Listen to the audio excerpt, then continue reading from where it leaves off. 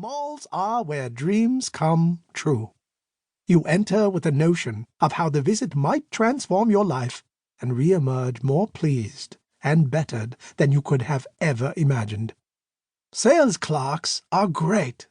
For example, they are capable of producing a telescopic claw for fetching items from the higher shelves, or a ladder. Based on their training, they will offer counsel, such as, "Excellent choice, madam," or "I wouldn't dare if I were you, sir."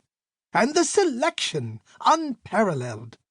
In a mall, if you don't approve of the goods in one store, there's always another to cater to your tastes.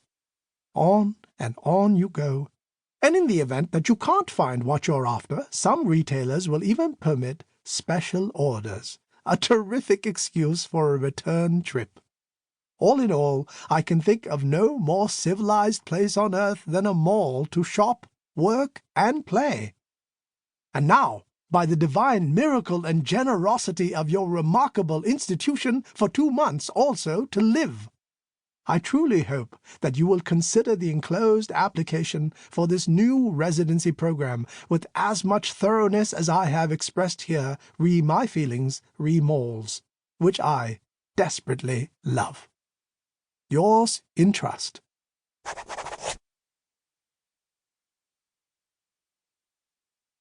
Part 1. The requirements of the residency were this. 50% of the time I was meant to be engaging the public, and the other 50% making work. Also, every week I was obliged to submit a progress report, culminating with a final report upon the termination of the residency, at which point the work I'd been making was also to be completed. How I was meant to be engaging the public was not specified, nor was the type of work I was meant to be making. And since I'd no idea how to go about engaging the public or making work, it seemed impossible to gauge my progress, let alone craft reports on such a thing. How would it all end? In disgrace. So, on the first day of the residency, a sort of preemptive humiliation tortured my spirits as I piloted my bicycle across town to the mall, which sprawled at the edge of the suburbs, like the last standing outpost of some lost civilization.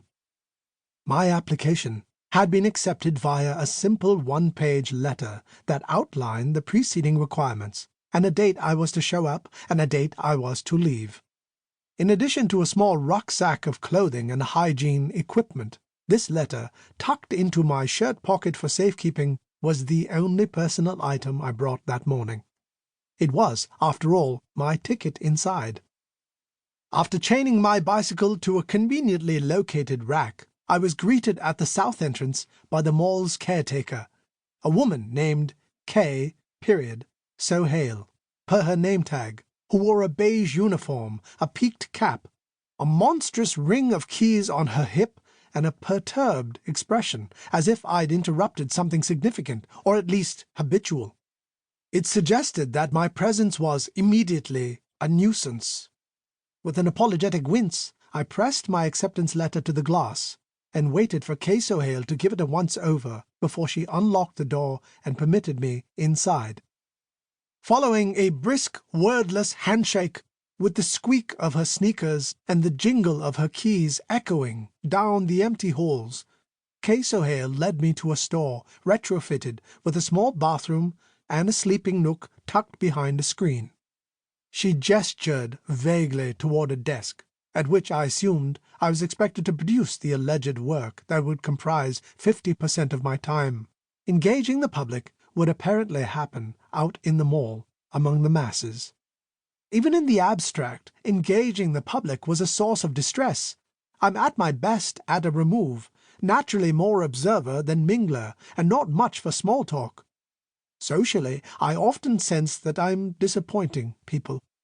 But now, confronted with the very spaces in which I was meant to be fraternizing, the impending mortifications were all too vivid. I could think of nothing more dreadful than stalking the mall, arresting shoppers mid-purchase to engage in that brand of casual banter which, as I understood it, confers neither complete disinterest nor alarmingly intimate confession, but a generically moderate